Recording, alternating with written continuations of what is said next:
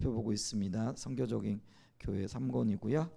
오늘 이제 3장 할 차례예요. 일의 범주. 범주 그러니까 범위 뭐 이렇게 볼 수가 있겠죠. 그래서 이게 5개의 소주제로 이렇게 일의 범주가 나누어지는데, 첫 번째가 미리 보기를 좀 보면은요, 지배라는 게 다스림 혹은 통치.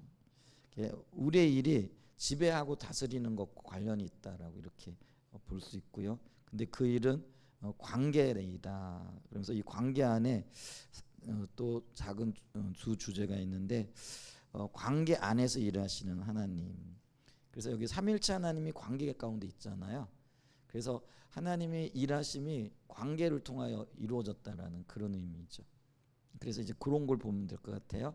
그래서 하나님이 일하실 때도 삼위 하나님이 서로 의논하시면서 그 관계를 통하여 창조 일을 하셨고, 또 구속의 일도 그렇죠. 성부 하나님의 그 사랑이 아들 성자 예수님에게로 이렇게 부어지고, 또 성자 예수님의 협력 가운데 십자가에 못 박혀 죽으시고, 또 그러면서 또 성령 하나님께서 우리 가운데 다시 오시는 것과 관련되죠. 그러니까 이게 모두 성부 하나님, 성자 하나님, 성령 하나님의 관계 안에서 독립적이지만 협력 관계 가운데서도 이루어졌다라는 거예요. 그게 이제 이게 관계 안에서 일하고 계시는 하나님.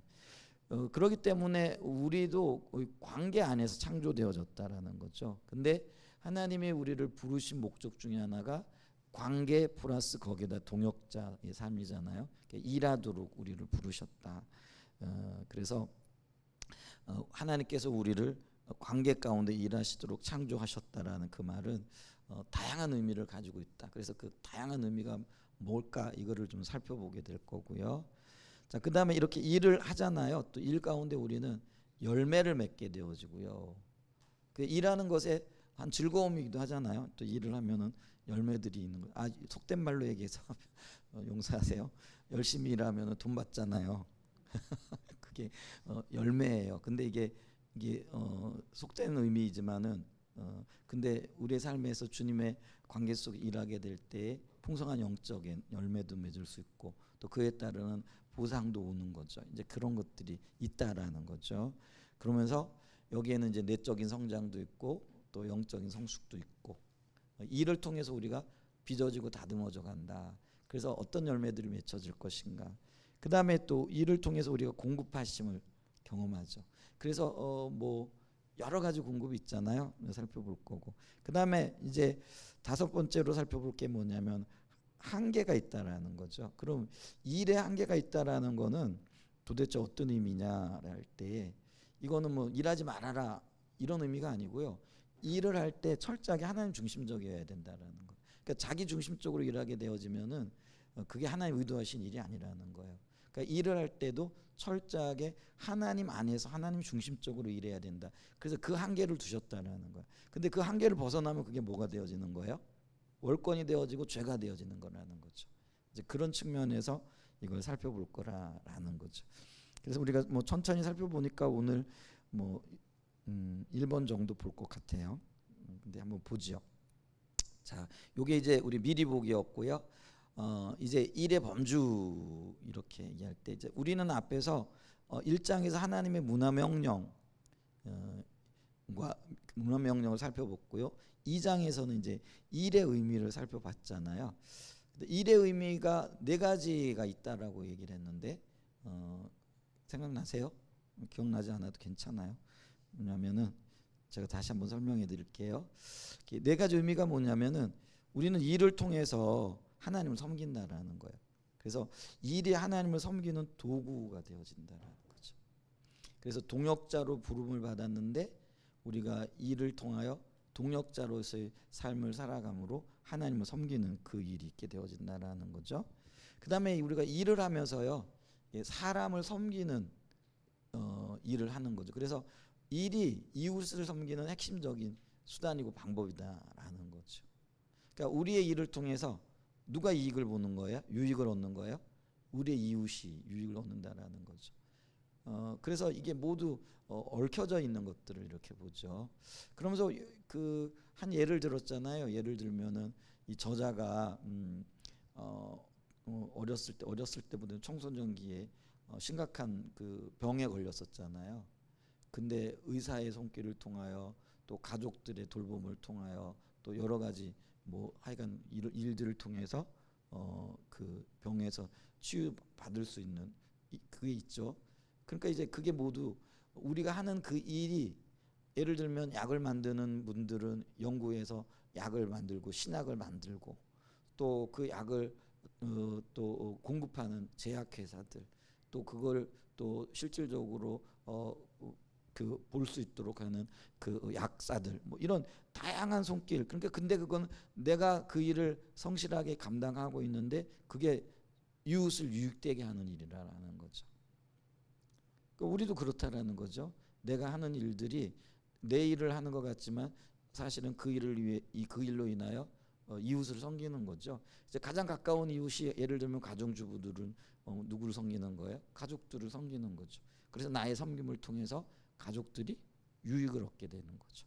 그래서 내가 밥하고 빨래하고 이게 별거 아닌 것 같아도, 예를 들어서 얘기하는 거예요. 그게 내가 볼 때는 어떤 때는 지루하기도 하고 어떨 때는 좀 놓고 싶은 일이기도 하고, 이 일밖에 없나 다른 일을 찾는 일, 이제 그런 마음이 들지 몰라도 내가 하는 그 밥하고 빨래하고 아이를 돌보는 그 주부의 일이 가족들을 유익하게 하고 남편을 유익하게 하고 내 자녀들을 유익하게 하는, 그리고 내가 그 아이들을 섬기는 아주 중요한 도구라는 거죠. 핵심적인, 이웃을 섬기는 핵심적인 수단이 되어진다라는 거죠. 그런 의미가 있다라는 거죠. 그 다음에 세 번째가 뭐예요? 일 자체가 선교라는 거죠. 그러니까 우리는 일을 합니다. 근데 그 일을 하는 것을 보고 그 일 가운데 우리는 하나님을 반영하는 거잖아요. 그럼 우리가 성실히 일할 때에 우리에게 주어진 그 사명을 감당할 때 누군가는 나를 보고 누구를 발견하는 거예요? 하나님을 발견하는 거죠. 그러니까 일이 선교라는 거예요. 이제 이런 개념이, 그래서 일의 소명이에요. 일이 소명이라는 거죠. 그러니까 일이 우리가 그 잘못된 개념이라든가 아니면 그 죄의 결과로 보는 경우, 그래서 우리가 이게 이제 창세기 3장 이후에 보게 되어진 결과라 이렇게 얘기를 했잖아요. 그래서 하나님이 너 범죄했으니까 에덴 밖으로 나가, 그리고 그곳에서 땀 흘리고 가시가 엉겅퀴가 되어져서 너의 손발을 힘들게 할 거고, 땀을 흘려도 뭐 많은 열매들을 거두지 못할 거야. 이제 그런 어떤 벌을 받게 되잖아요. 이제 그래서 그 결과로 우리가 일을 하게 되어져서 일은 고통스럽고 괴로운 것으로 인식이 되어져 있다라는 거죠. 근데 그게 아니라는 거죠. 이미 일은 창세기 1장에서부터 등장을 한다라는 것. 근데 그것도 삼위 하나님께서 아주 즐겁게 하나님이 일하시고 난 다음에 그 일의 평가를 뭐라고 하시는 거예요? 보시기 좋았더라, 심히 좋았더라, 아름답다, 뭐 이렇게 표현을 한다는. 그러니까 일이 원래적인 의미로 볼 때는 굉장히 선한 거라는 거죠. 저주가 아니라는 거예요. 그래서 우리가 일을 통해서 하나님을 드러내고 또 우리의 일을 하나님을 반영하는 이제 그런 역할을, 일이 그런 역할을 한다라는 거죠. 그러니까 일 자체가 뭐라는 거예요? 하나님의 선교고 하나님을 위한 선교가 되어진다라는 거죠. 그 다음에 또 하나, 네 번째 의미가 뭐였어요? 일은 내 자신의 행복을 위한 필수적인 수단이라는 거죠. 아까 이제 그러니까 내가 일을 함으로써 필요도 채우고 또 이렇게 영적인 만족도 누리고 하나님을 반영하고 드러내니까요. 또 그로 인하여 하나님께로 돌아오는 많은 그 열매들을 보게 되고, 또 때로는 내 육신을 위한 어떤 필요들도 공급이 되어지고, 그러니까 이제 이 일이 어떤 영역에서 보면은 행복이라는 거죠. 그래서 지난번에 얘기할 때 왜 일찍 은퇴하신 분들이 처음에는 다 조기 은퇴하고 싶다고 하시다가 은퇴하고 난 다음에 막상 일을 놓고 나니까요 너무 우려한 거예요. 그리고 너무 어떻게 해야 될지를 모르는 거죠. 그러니까 너무 일찍 일을 나와버린. 그러니까 이제 요즘 이제 좀 심각한 문제 중에 하나가 뭐냐면은, 뭐 청년들도 심각하지만 이제 장년 노년 분들도 이제 뭐 그 아직 뭐 은퇴가 좀 빨라지잖아요. 왜냐하면 사는 것에 비해서. 그러니까 은퇴하고 난 다음에도 30년 40년 우리가 이제 기대 수명이 100세 뭐 이렇게 되어지잖아요. 근데 지금 은퇴하는 나이가 언제? 60대 초반이죠. 그죠? 이제 그렇게 되어지면은 은퇴하고 난 다음에 30년, 40년을 더 살아야 되는 거예요. 근데 한번 생각해 보세요. 20대부터 60세까지 아무것도 안 하고 있다. 아니면은 할 일이 없어가지고 뭘 해야 될지 몰라가지고 헤매고 있다라고 한번 생각을 해보세요. 그게 어떤 면에서 이게 엄청난 거잖아요. 근데 지금 우리 현실이 그런 거죠. 그 다음에 요즘은 또 보니까 뭐 모든 게 지금 이제 밀리고 있는 거잖아요. 뭐 AI에 밀리고 또 로봇에 밀리고 이제 이게 우리가 몇 년 전만 해도 그런 얘기는 들었는데 현실화되어지지는 않았어요. 그죠? 근데 요즘은 이게 진짜 현실화되어지고 있는 그 현장들을 우리가 심심찮게 보고 있잖아요. 자, 그러면은 이제 일이 우리에게는 우리의 행복을 위한 필수적인 조건인데, 야, 이 부분에 심각한 혼동과 혼란이 있을 수 있겠다. 이제 이런 부분들을, 근데 이걸 지금 어떻게 메꿔 나갈 것이고 어떻게 극복해 나가야 할 것인가. 이게 이제 사회적인 함의죠. 많이 생각해보고, 근데 이게 이제 우리가 신앙적으로도 봐야 되지만 또 사회적으로도 또 경제적으로도 이렇게 봐야 될 이제 뭐 여러 가지 생각할 거리들을 제공해주고 있는 거죠. 근데 이제 어쨌거나 이게 일을 통해서 우리는 행복을, 그리고 어떤 자기 만족을 느끼는 거고 또 필요도 채우는 거고 또 건강도 일을 할 때 더 어떤 면에서 지킬 수 있는 거죠. 그래서 이제 조기 은퇴하신 분들 보니까 갑자기 일을 안 하니까요. 물론 이제 취미 생활이나 이런 걸 통해서 더 잘 사는 분들도 많아요, 그죠? 그런데 또 어떤 분들은요, 뭐 일을 놓고 난 다음에 급속도로, 우리 표현이 좀 그래요, 늙었다 이렇게 얘기를 하잖아요. 갑자기 이렇게 뭐 활기가 떨어지는 거죠. 생산성도 떨어지고. 이제 이런 것들을 보게 되어졌을 때 일이 얼마나 소중한가 하는 것들을 보죠. 근데 아마 우리 예수 믿는 사람들은요, 평생 일해야 되는 것. 우리 일은 주님과 관계하는 일이고, 기도하는 게 일이고, 예배하는 게 일이고, 뭐 또 전도하는 게 일이고. 우리 뭐 지금 예를 들면 세상에서의 어떤 뭐 돈 벌려고 하는 일이 아닌데 그분들보다 더 바쁘잖아요. 그죠? 이제 그래서 뭐 평생 그런 걱정은 안 해도 될 것 같긴 한데, 하여간 일이라는 측면에서 보게 되어졌을 때 일이 행복을 위한 필수적인 수단이고 어떤 필요 충분 조건이 되어질 수도 있는 것들이다. 그래서 일이 이런 의미를 가지고 있다라는 거죠. 자, 그러면서 이제 이것까지 살펴봤는데 조금 더 나가 이런 것들을 보기 전에 창세기 1장과 2장이 말하는 5가지 일의 범주를 좀 지금부터 살펴보겠다. 그래서 아까 일의 범주 그래가지고 5가지를 얘기했잖아요. 지배, 관계, 열매 맺음, 공급하심, 한계. 그게 이제 창세기 1장과 2장을 연결해서 보겠다라는 그런 의미죠. 자, 창세기 1장과 2장은 일의 신학의 기초이다. 그래서 일이 시작되어진 거고, 이제 그거를 성경적으로 혹은 신학적으로도 일의 어떤 신학을, 그러니까 일의 어떤 의미를 이 창세기 1장과 2장에서 찾는다라는 거죠. 이게 근래의 어떤 움직임인 것 같아요. 물론 이제 종교개혁자들 같은 경우 일의 소명 뭐 이런 어떤 용어를 썼죠. 그 루터 같은 분도 쓰고 켈빈도 쓰고요. 근데 그게 상당 기간 가려져 있었던 부분들이죠. 근데 그게 이제 최근에 뭐 80년대 90년대 들어가 가지고요, 이게 조금 더 이렇게 보다 분명하게 보여지는 것 같아요. 근데 그 전에는 아까도 얘기했지만은 일을 창세기 3장에 근거해 가지고 신학적인 토대를 놨다라는 거예요. 그러니까 일은 뭐예요? 범죄의 결과로 온 거라는 거죠. 그러니까 저주의 열매라는 거죠. 그래서 일은 고통스러운 거야. 일은 안 하면 될 수 있도록 편하고 좋은 거야. 그럼 어떻게 하든지 일하지 않는 그런 삶이 행복한 거야. 이제 이렇게 생각을 했다라는 거죠. 근데 이제 이런 어떤 새로운 움직임, 그리고 성경을 새롭게 보면서 일이 그게 아니네. 하나님으로부터 시작된 거네. 근데 그게 창세기 3장을 통해서 볼 게 아니라 창세기 1장과 2장을 통해 가지고 일을 정확하게 봐야 되네. 이제 이런 움직임들이, 그리고 그게 어떤 면에서 보다 더 발견인 거죠. 그래서 이제 우리가 말세가 가까웠다라는 거는 감추어졌던 비밀이 더 선명하게 나타나고 보여진다라는 그런 의미인 거예요.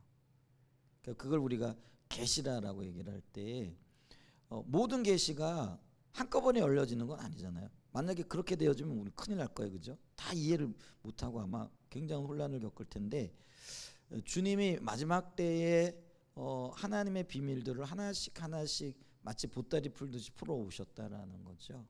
그러면서 이제 대부분의 많은 어떤 하나님의 감추어졌던 것들이 우리에게 보여지고 깨달아지는데 그것도 때가 있고 또 어떤 면에서는요 그 우리가 이해할 어떤 시점이 되어져야만 보여지는 것 같죠. 근데 그건 개인적으로도 그런 것 같아요.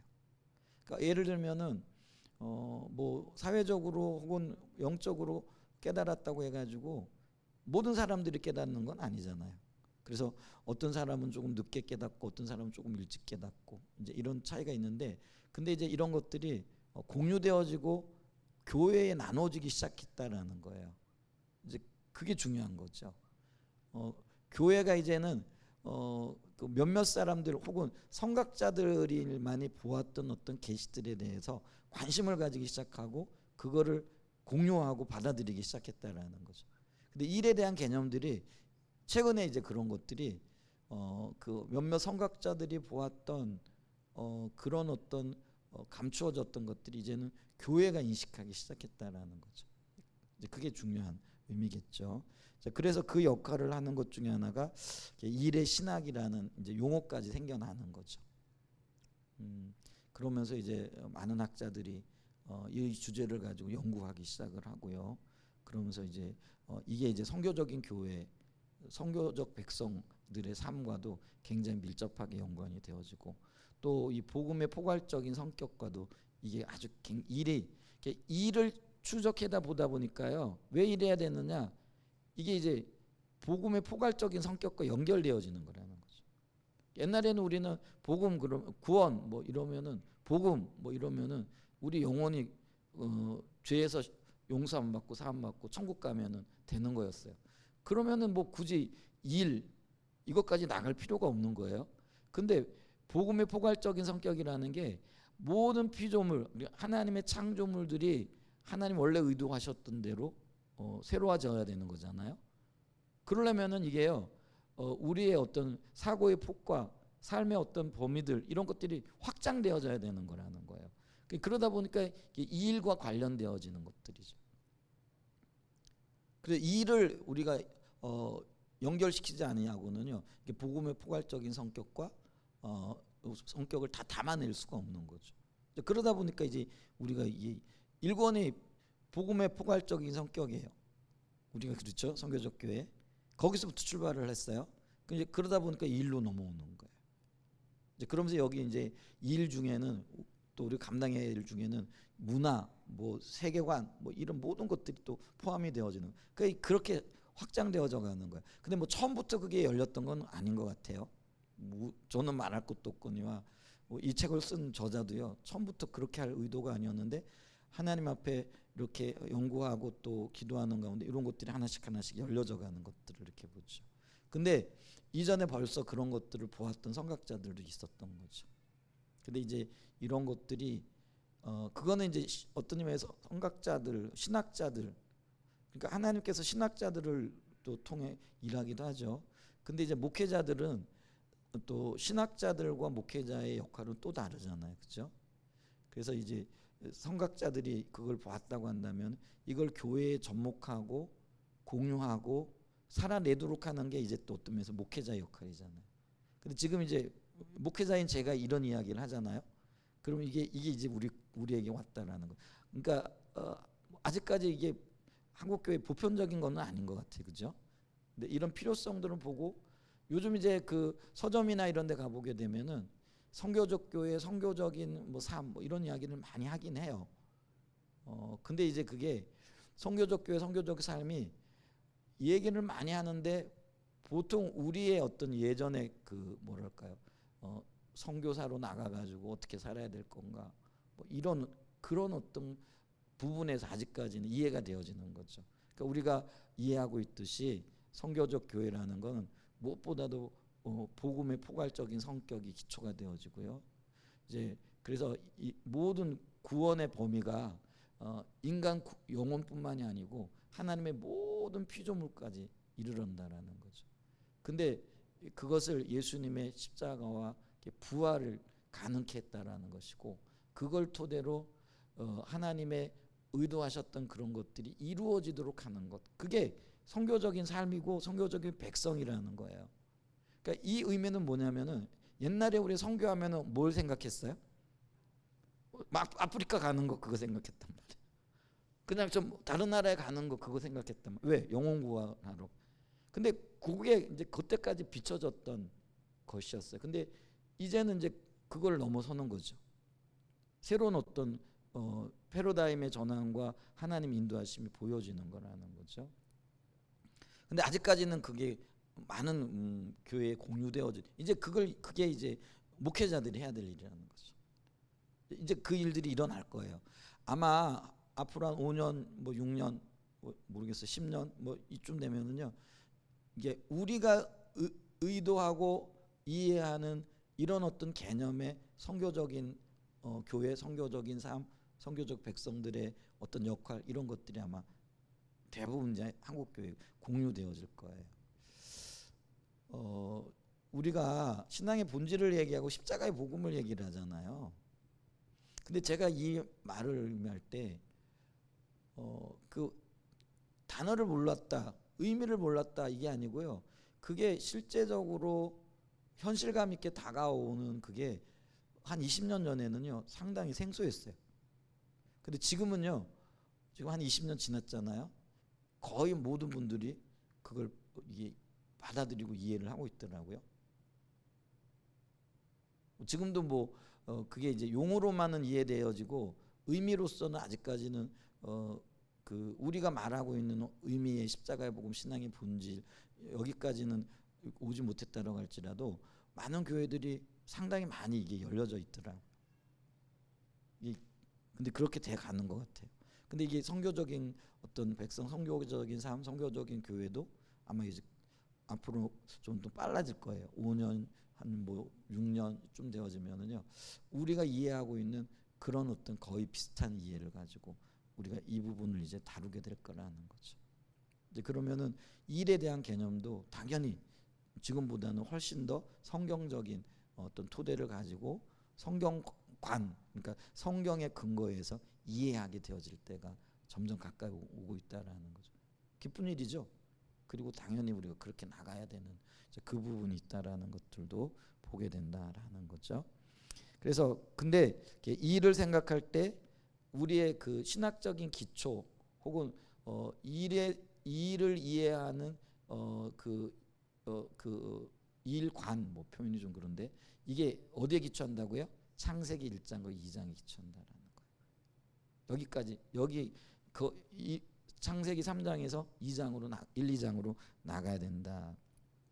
자, 그런데 앞에서 언급한 일의 신학 성경 주석은 창세기 1장과 2장이 우리의 일과 관련하여 5가지 특정한 범주로 나누어 전개하고 있다고 말합니다. 그래서 제가 보기에 그 5가지 범주를 잘 이해하는 것이 하나님께서 의도하신 올바른 일에 대한, 그리고 일에 대한 전체적인 어떤 그런 그림을 그리는 데 있어서 매우 중요할 것 같다라는 거죠. 그래서 2장에서는, 그러니까 요 3장을 얘기해요. 3장 1의 범주에서는 그 부분을 정리해서 다루려고 하는데, 그 5가지 범주가 뭐냐면 지배, 다스림, 관계 두 번째, 열매 맺음 세 번째, 성장 네 번째, 맞죠? 네 번째, 세 번째인가요? 하나, 둘, 셋, 넷, 공급하심, 열매 맺음과 성장이 같이 가죠. 네, 헷갈렸어요.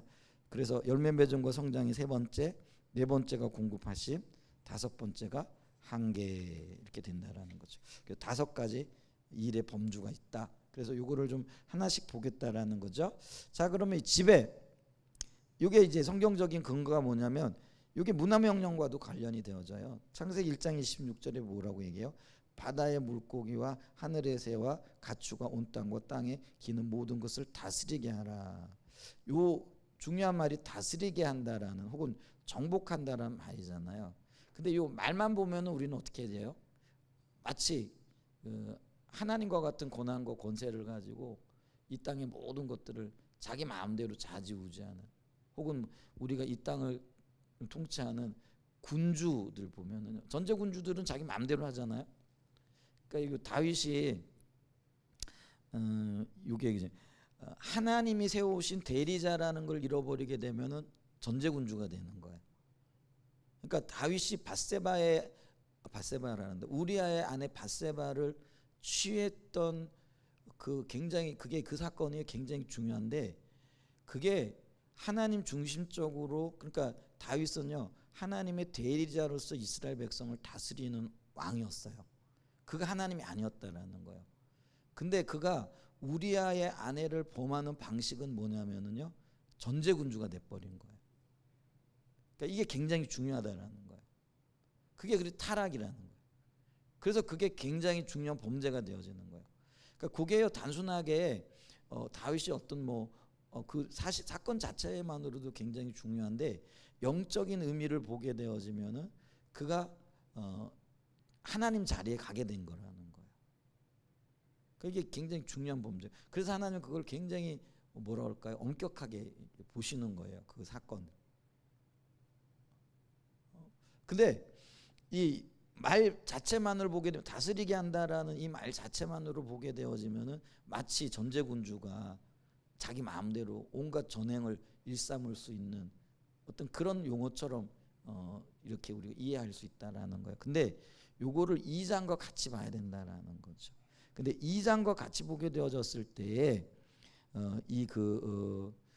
이게 창세기 2장 특별히 15장에 보게 되어지면은 어떤 의미가 있느냐면은 경작한다, 또 지킨다, 또 정복한, 땅에 충만하고, 창세기 1장 26절에 땅을 정복하고 또 충만하고, 이 명령이 창세기 2장 15절에 땅을 경작하며 지키라는 명령과 연결되어진다는 거죠. 그러니까 우리가 이거를 같이 봐야 된다라는 거예요. 그럼 같이 보게 되어질 때 이 경작한다라는 말은 우리가 2장에서 봤잖아요. 아바드라는 단어라는 거죠. 근데 이 아바다를 나라면 일하고 경작하고 봉사한다라는 의미가 있다라는 거예요. 그러니까 이 말이 나중에 어떤 단어로도 쓰인다라는 거예요. 예배라는 단어와도 연결되어진다라는 거예요. 그러면은 이게 창세기 1장 26절이 다스린다라는 말과 2장 15절에 주님이 주신 경작하는 말과 연결이 되어진다라는 것은 전제 군주로서의 어떤 전횡적인 사건을 얘기하는 게 아니라는 거예요. 그러면 아까 다윗을 제가 예를 들었는데, 다윗이 틀림없이 왕이죠. 근데 그는요 하나님을 대리하여 이스라엘 백성들을 청지기로서 쉽게 얘기하면 통치하는 왕이었다라는 거. 그러니까 세상적인 개념의 어떤 이해하는 왕과는 전혀 성격 자체가 다르다라는 거예요.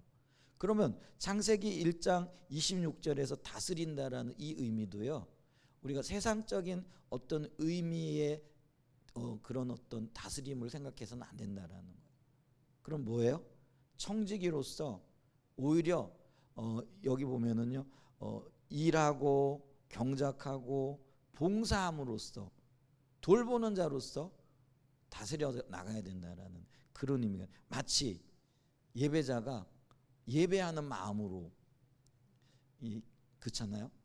우리가 사람을 우리가 상대할 때 예배자가 하나님을 예배하는 마음으로 그 대상을 대한다라 그러면은요 이게 얼마나 그게 귀한 일이 되겠느냐라는 거죠.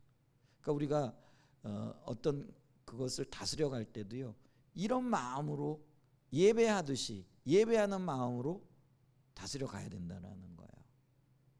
그게 다스림의, 그러니까 창세기 1장과 2장이 연결되어지는 의미에서의 다스림이 되어진다라는 거죠. 그걸 얘기를 해요. 자, 그래서 자 이걸 좀 보면은요 일부에서는 이 말을 마치 타락한 독재자가 오직 자기의 목적과 유익과 안위를 위해 다른 모든 것을 다 수단으로 여겨서 착취하고 다 쓰고 나면 혹은 더 이상 필요하지 않으면 그냥 버리는 것처럼 우리가 하나님의 창조 세계에 대해 그렇게 해도 되는 것으로 이해할, 실제로 그런 이해가 있잖아요. 그래가지고 다스리고 또 뭐 어떤 면에서는 지배하라는 그런 의미. 그래서 우리가 그런 어떤 신학적인 배경을 가지고 예를 들면 하나님의 모든 창조물에 대해서 혹독하게 됐다라는 거. 그러니까 오늘날 우리가 취하고 있는 자세도 그런 거죠.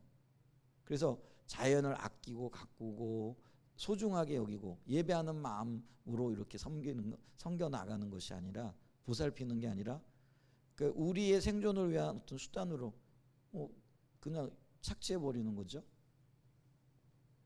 그냥 무분별하게 어떤 우리의 생존을 위한 수단, 그러면 모든 게 정당화되어지는 거예요. 근데 그 정당화되어지는 근거 가운데 정복하고 다스리라 그러지 않았냐? 그러니까 이 부분만 가지고 보면 그렇게 되어지는 거죠. 그리고 사실 우리가 이 부분만을 가지고 그렇게 해온 수많은 과오들이 있다라는 것들을 얘기하는. 그래서 요즘에요, 지금 이 인류가 맞닥뜨리고 있는 가장 큰 문제가요, 여러 가지가 있겠죠. 지금 이제 이란하고 이스라엘이 싸우는 것도 지금 핵 문제 가지고 싸우잖아요. 근데 사실은 핵보다도 더 심각한 문제가 뭐냐면 기후 문제라는 거예요. 실제로 지금요, 중국 같은 데는요, 정말 전에 볼 수 없었던 기이한 현상들이 나타나요. 유럽도 그렇고요, 미국도 그렇다는 거예요. 이게 지금 이제 여름이니까 상상할 수 없는 폭우가 내리는 거예요. 겨울에는 상상할 수 없을 정도로 또 눈이 내리고 추운 거예요. 지금 중국이 아주 난리가 났더라고요. 그나마 그래도 감사한데 우리나라도요, 이제는 비가 내리면은요, 예전에 볼 수 없을 정도의 그런 비가 내리잖아요. 여러분, 물도 무섭고 불도 무서워요. 우리 지난번에 영남에서 산불 나가지고 그거 진짜 봤잖아요. 엄청난 피해가 오는 거죠. 저는요, 그 포항에 살 때 이렇게 홍수가 나가지고요, 포항이 이제 형산강이 마치 도시를 이렇게 관통하고 있는 강이거든요. 근데 그 형산강이 범람을 해버렸어요. 근데 포항 전체가 물에 잠겨버렸어요. 며칠 그러더라고요. 야, 그거 무섭더라고요. 그러니까 사람들이요, 차 타고 가다가 차 다 버리고 도망가는. 그러니까 그 이제 포항이 이제 예전에는 이제, 요즘은 이제 바로 포항으로 가는 고속도로가 생겼는데, 예전에는 포항을 가려면은 경주를 통해서 혹은 영천을 통해 가, 이렇게 얘기해도 잘 모르실 거예요. 잘 모르시는데 하여간 경주를 통해 가지고 포항으로 이렇게 쭉 들어갔어요. 그게 이제 강을 따라 들어가는 길이거든요. 근데 거기 강이 범람을 하니까요, 사람들이 다 차를 버려두고요. 그러니까 이 길가에 차들이요, 물에 잠겨니까 어쩔 수가 없는 거죠. 그게 완전히 잠겨버려요. 그걸 제가 경험을 했어요, 포항에 살면서. 근데 그런 극한 어떤 경우는요, 뭐 이게 그때는 그게 뭐 인재니 뭐니 이런 얘기를 했어요. 예를 들면은 그 뭐 강 뭐 이렇게 제방을 쌓는다든지, 아니면 또 이거를 이게 뭐죠, 쌓아놨던 거를 제때 뭐 방류하지 않았다든지 뭐 이런 어떤, 그래서 좀 비가 오긴 많이 오긴 왔는데 그렇게까지 안 될 건데 사람이 잘못 관리를 해가지고 그렇게 됐다. 그래서 인재다 뭐 이런 얘기를 했다라는 거죠. 근데 이제는 뭐 인재라는 소리를 못 하는 거예요. 왜? 너무 한꺼번에 많이 오니까. 중국이 지금 그렇잖아요. 잘 모르시는가 보네요. 우리가 지금 평안하니까. 중국이 지금요, 아주 그 저기 뭐예요? 동북상선 하얼빈, 그다음에 그 뭐 길림성 이쪽이, 그러니까 우리 북한 위쪽으로 거기를 얘기하는 거예요. 거기 굉장히 추운 동네잖아요. 근데 거기는 비나 이런 게 잘 안 온대요. 근데 올해요, 그곳에도 비가 너무 많이 와가지고요, 홍수가 나가지고 엄청난 피해가 지금. 근데 이 남쪽 이쪽에 우리가 흔히 하면 강남이라고 얘기하는 거죠. 그러니까 이 북경 이쪽으로 중국이 워낙 땅덩어리가 크잖아요. 근데 중국이 땅덩어리가 크기도 하지만은요, 이제는 그게 중국이 전국적인 현상이라는 거죠. 그러니까 많은 사람들이요, 핵이 문제가 아니라는 거예요. 물론 핵도 굉장히 인류의 어떤 생존을 위협하는 거지만은 가장 시급한 문제가 기후 문제라는 거예요. 근데 이 기후 문제가 왜 대두됐느냐? 그래서 우리가 이걸 해결하기 위해 가지고 뭐 탄소 중립 정책 그래 가지고 이 탄소를 너무 많이 배출한다. 이산화탄소 뭐 이런 걸 얘기하는 오염 물질을 얘기를 하는 거예요. 이제 그게 사실은 자연 훼손과 연관되어지는 거라는 거예요. 그러니까 인간이 표현이 그래. 우리 사람들이 자연을 대할 때 어떻게 대했다라는 거예요? 정복자처럼 대했다라는. 그래서 마구마구 훼손하고 그리고 뭐 마음대로 써도 되는 것처럼. 근데 하나님이 우리에게 말씀하시. 근데 그게 이제 일정 부분 여기 보면 다스리는 것에 대한 오해에 속았다라는 거죠. 근데 우리가 이거를 제대로 이해하려면 이 다스리는 것이 경작하는 것과 연결되어져야 된다라는 거예요. 그래서 보살피고 마치 예배를 보는 것처럼 표현이 좀 그래요. 근데 그렇게 돼야 된다는 거예요. 근데 우리가 이거를 마치 정복자처럼 그렇게 대해 오다 보니까요. 지금 우리가 맞닥뜨리고 있는 문제가 바로 그 문제라는 거예요. 그래서 그 말의 오해 그리고 그것을 적용해 가는 것에 있어서의 우리의 교만함 이런 것들이 우리의 무지 뭐 이런 모든 것들이 지금 포함되어지고 있다는 거죠. 자, 사실 그동안 적지 않은 신앙인들 혹은 기독교인들이 이 말의 의미를 어떻게 이해했다고요? 전제군주가 자기 백성들 뭐 전횡으로 다스리는 거죠. 그러니까 다윗이요 타락을 했어요. 근데 자신이 타락했다는 걸 몰라요. 그 타락했던 그 열매가 뭘로 나타나는 거예요? 남의 아내를 빼앗는 거고요. 그것도 모자라 그 남편을 죽이는 거예요. 근데 본인은 진짜 자신이 타락했고 하나님을 떠나 있어. 그래서 자신의 어떤 행동들이 그때 당시에 세상 왕들이 하는 것과 전혀 다르지 않다라는 걸 몰랐어요. 하나님이 개입하셔서 그걸 비춰주기 전까지는. 근데 그 기간이요 상당했다라는 걸 알아야 돼요. 우리가 그걸 어떻게 알아요? 그러니까 바세바가 아기를 낳잖아요. 근데 그 바세바가 아이를 낳고 난 다음에 그 아이가 상당 기간 자랐을 때까지 다윗은요 그것이 자기의 정당한 권리인 줄 알았다라는 거. 그러니까 그걸 인식하지 못하고 있는 거예요. 왜냐하면 다른 세상 왕들은요 다 그렇게 살거든요. 그러니까 자기 나라에 있는 모든 백성은요 자기 거예요. 그러니까 남의 아내를 빼앗아 와서도 그게 잘못된 행동이 아닌 거예요. 뭐 내 거 내가 취하는데 누가 뭐라 그러겠느냐라는 거예요. 근데 하나님의 방식, 하나님이 통치하시는 방식은 그게 아니라는 거잖아요. 근데 다윗이 자기 중심적으로 돌아가니까 이걸 오해하는 거예요. 내가 왕이야. 근데 하나님은 뭐예요? 대리자로서 하나님을 반영하는 왕이 되어져야 되는 거예요. 근데 다윗은 지금 뭐 하고 있는 거예요? 자기가 전제군주가 돼버렸다라는 거예요. 오해가 생긴 거예요. 그러니까 그게 타락의 결과라는 거죠. 그래서 하나님이 개입하시잖아요. 그게 이제 나단 선지자를 통한 개입이잖아요. 그때까지는요 다윗이 자기가 잘못하고 있다라는 것조차도 몰라요. 당연한 권한과 권리를 가지고 있다는. 근데 자연을 대하는 우리의 태도가요 다윗의 태도와 같은 거예요. 마치 전제군주처럼 우리 마음대로 해도 되는 것처럼 마음껏 뭐 훼손해도 되는 것처럼 그게 우리의 권리인 것처럼 그렇게 인식하고. 그러니까 이게 왜 서구 사회에서부터 그런 일들이 있었잖아요. 서구가 그야말로 말 그대로 산업혁명이 일어나고 이러면서 인류의 행복을 위해서 뭐 더 나은 세계를 건설한다는. 근데 이제 오히려 이제 그거를 인식하게 되어지면서 이제 이런 어떤 자연신학 뭐 이런 것들도 생겨나고 하나님의 어떤 이해들을. 근데 그때에 이런 어떤 움직임들이 일어나는 데 있어서 그 기독교의 그러니까 우리의 신학이 상당히 이바지를 했다라는 거야. 정복하고 다스리라고 그랬다. 그러니까 우리는 해도 된다라는 거죠. 근데 그게 비춰지기 전까지 그리고 이런 심각한 문제로 우리에게 오기 전까지는 그 문제성조차도 우리가 인식하지 못하고 있었다는 거죠. 이제 이런 의미예요. 그래서 이 말을 그렇게 이해해요. 전제군주처럼 행동해도 된다는 것으로 이해했다라는 거예요. 그런데 그 결과 자연을 무분별하게 훼손하여 온 것이 사실입니다. 근데 우리가 정직하게 주님 앞에 서게 되어지면은 이 다스리라는 말 자체가 전제군주로 서라 그런 말이 아니라는 거예요. 이 말이 그런 뜻이 아니라는 거예요.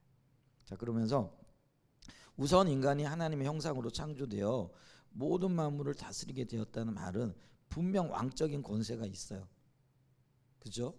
우리에게 하나님의 형상이 있다라는 거는 하나님의 창조주로서 우리에게 주신 고난과 권위와 권세가 있다라는 거죠. 그러나 인간은 여기 궁극적인 왕이 아니라는 거예요. 궁극적인 왕은 누구예요? 하나님이시라는 거예요. 그러니까 인간은 여러 나라를 다스리는 왕에 의해 임명된 식민지 총독부의 총독과 같습니다. 그래서 인간의 지위를 섭정왕, 부섭정, 신적 대리자 이렇게 다양하게 부른다. 그게 우리의 어떤 존재라는 거죠. 우리의 존재 인식이 이래야 된다는. 내가 하나님이 아니라는 거. 전제군주가 아니라는 거. 요걸 이제 뭐 이렇게 표현하는데 우리식으로 얘기를 하면은 청직이 이렇게 표현하면 참 좋을 것 같아요. 주인을 대리하여 잘 관리하는 관리자로 우리가. 근데 관리자는 이게 청지기는 누구를 대변하는 거예요? 주인을 대변하는 거잖아요. 그러니까 여기 당연히 신적인 권위와 권세가 있는 거 맞죠? 근데 여러분 그런 권위와 권세는 하나님 때문에 있는 거지 나 때문에 있는 게 아니라는 거예요. 근데 우리 마치 그게 나 때문에 있는 것처럼 내가 전제군주처럼 군림해 왔다는 인간이 그렇게 군림해 왔다는 거예요. 근데 그러한 어떤 군림에 적지 않은 신학적인 토대를 우리가 제공했다라는 거예요. 그러니까 예를 들면 그래요. 백인들이 흑인들을 탄압하고 뭐라 그럴까요? 뭐 진짜 못되게 굴었잖아요. 이제 그게 노예 해방이 되어지고 난 다음에도 남아프리카 공화 같은 데는요. 백인 정권에서 흑인들을 얼마나 심각하게 탄압을 했어요. 근데 그때 탄압을 하는 그 근거가 뭐냐면은요. 이게 신학적인 어떤 토대가 있었다라는 거예요. 그래서 이 뭐냐면은요. 이 흑인은 사람이 아니라는 거. 영혼이 없는 거라는 거. 그리고 그 신학적인 토대를 하는데 그게 왜 성경에 보면은 함의 자손이 셈의 자손을 섬기리라 뭐 이런 거 있잖아요. 이런 게 토대가 되어져 버린 거예요.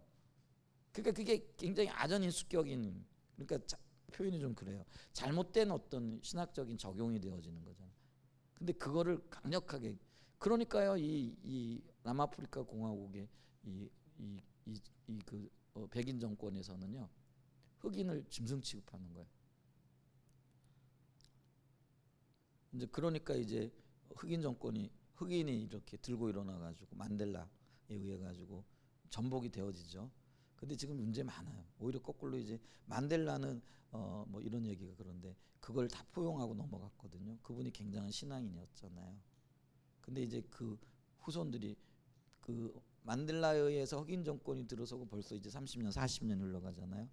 근데 이제 그게 이제 거꾸로 가는 오히려 이제 흑인들이 백인을 탄압하는 이제 그렇게 되어지면서요. 이 그 아프리카에서 남아프리카가 공화국이 굉장히 잘 사는 나라였거든요. 근데 지금은 굉장히 뭐라 그럴까요? 못 사는 나라로 전락해 가기 시작을 하는 거죠.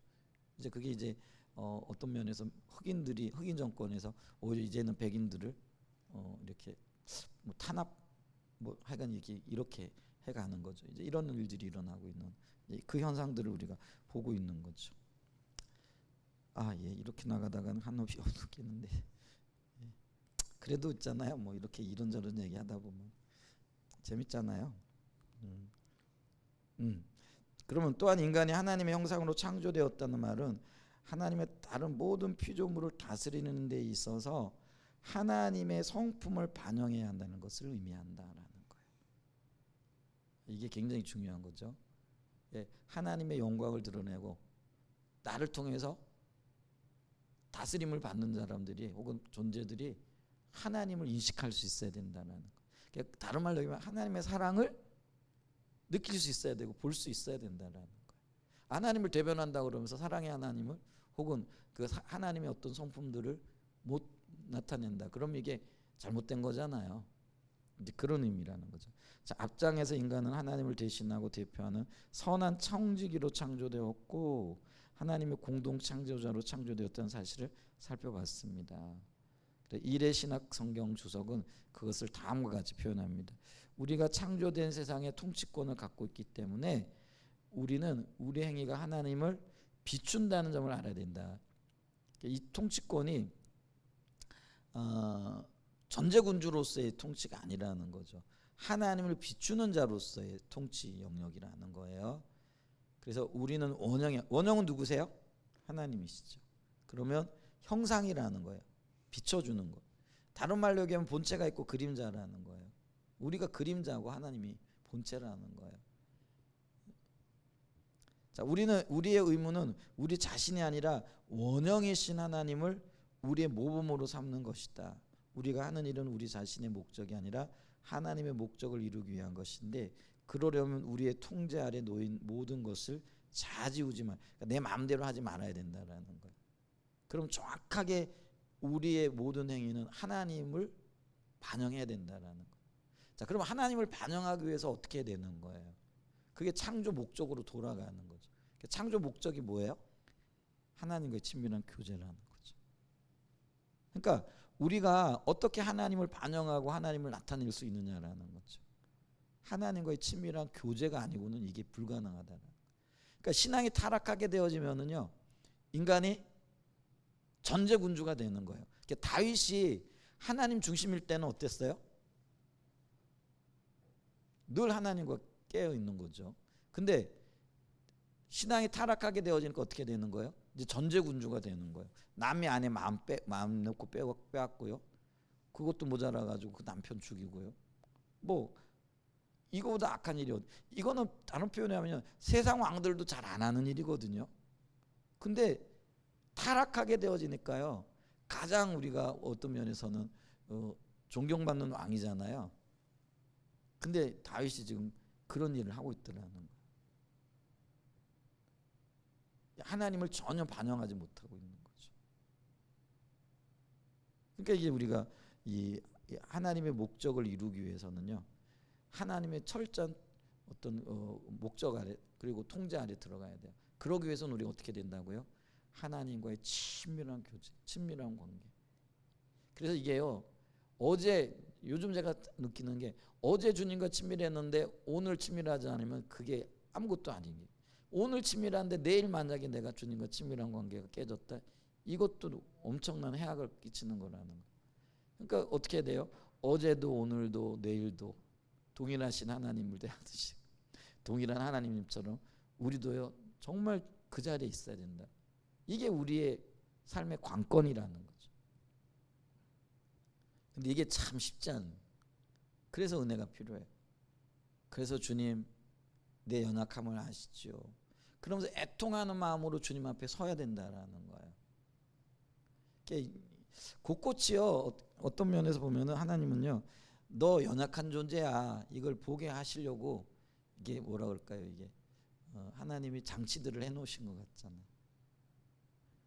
그래서 내 삶 속에 일어나는 여러 가지 일들, 우리가 주님을 볼 수 있다면 그게 복인 거죠. 근데 우리는 그게 고난이라고 얘기하고요, 그걸 싫어해요. 근데 우리는 그런 걸 통해서 나를 보면 주님 안에서 내 모습을 발견하는 거예요. 그러면서 애통하는 거죠.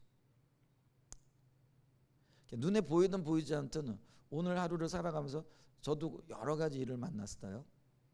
그게 뭐 어제의 일의 결과일 수도 있고 또 뭐 여러 가지 일들이 있는데, 이제 그런 것들을 보면서 아, 정말 주님이 필요하네, 이걸 이제 느끼는 거죠. 근데 있잖아요, 주님이 필요하다라는 걸 느낄 때가 언제냐면은요, 내가 원하는 대로 안 될 때더라고요. 대부분의 경우 그래요.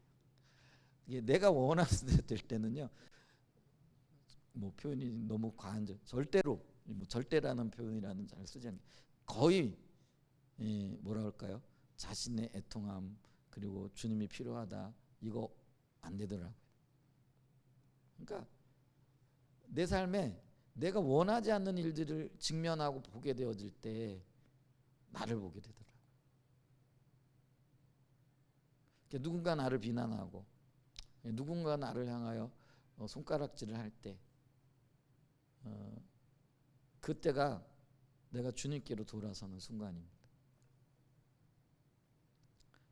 아멘. 제가 굉장히 중요한 얘기하는데 그때가 내가 눈물 흘릴 그때가 주님 찾는 순간 이게 복된 거예요. 그게 복이에요.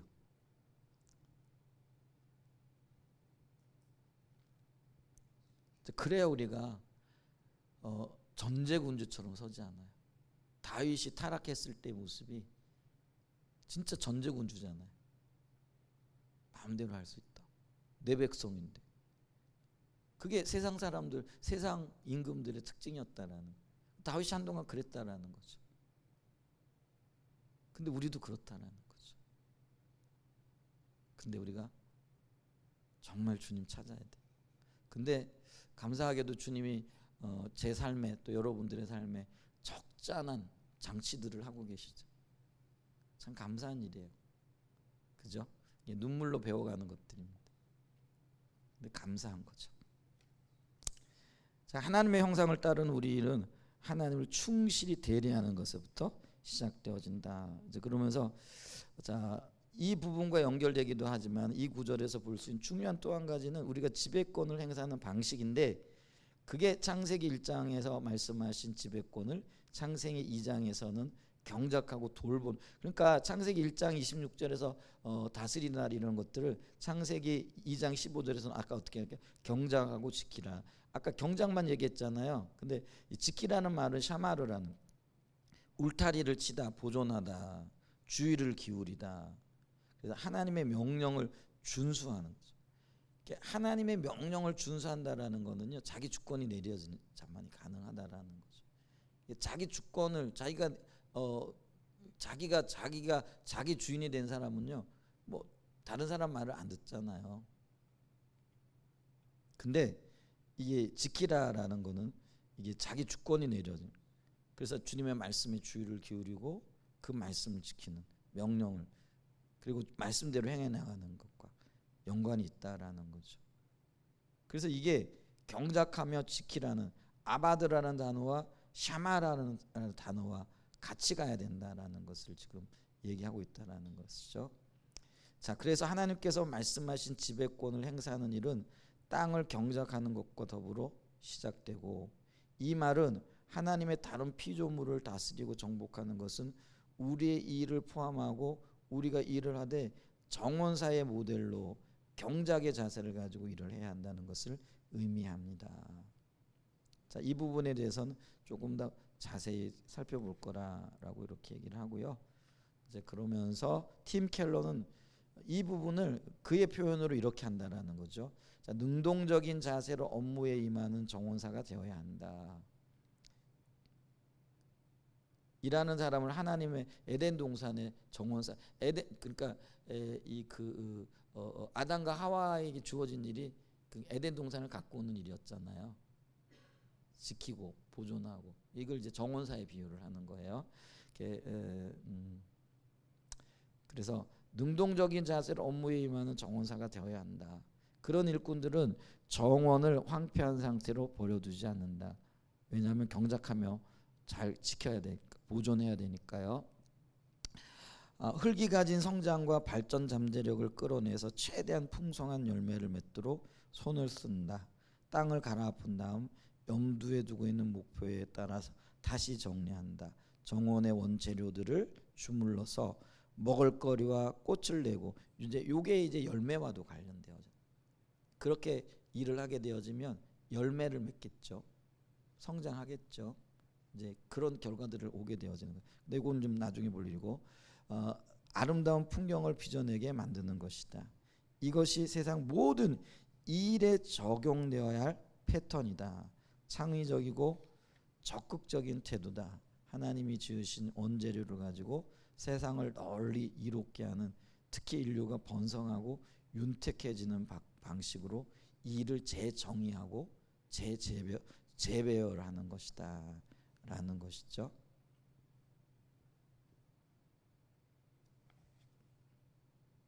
일을 이런 관점에서 좀 이해하는 것이 필요하다. 그래서 제가 조금만 더 읽을게요. 일의 신학 성격 주석도 그것을 이렇게 표현합니다. 따라서 지배권을 행사하는 일은 땅을 가는 것과 더불어 시작됐다. 이러보건대 창세기 1장에서 정복 및 다스림이라는 단어를 사용하신 것은 우리가 그분의 창조물을 짓밟도록 허용하신 게 아니다. 오히려 그와는 정반대이다. 우리는 하나님이 그러셨던 것처럼, 이게 경작하고 지키는 거예요. 우리는 하나님이 그러셨던 것처럼 우리도 그분의 창조물과 사랑의 관계를 맺듯이 행동해야 한다. 땅을 정복하는 일은 땅의 갖가지 자원을 활용할 뿐 아니라 그것을 보호하는 것이다. 모든 생물체를 지배한다는 것은 그것을 남용할 특권이 아니라 그것을 돌볼 계약을 하나님과 맺는 것이다. 또한 이런 자세를 가지고 일을 하는 것이 내포하는 의미에 대해서 우리는 우리와 접촉하는 모든 것의 최대 이익을 위해 봉사해야 한다. 이들에는 우리의 종업원, 고객, 직장 동료나 동역자 또는 우리를 위해 일하거나 심지어 우리가 우연히 만나는 사람에게까지 해당되어진다. 이렇게 얘기를 한다라는 거죠. 자, 오늘 여기까지 보죠.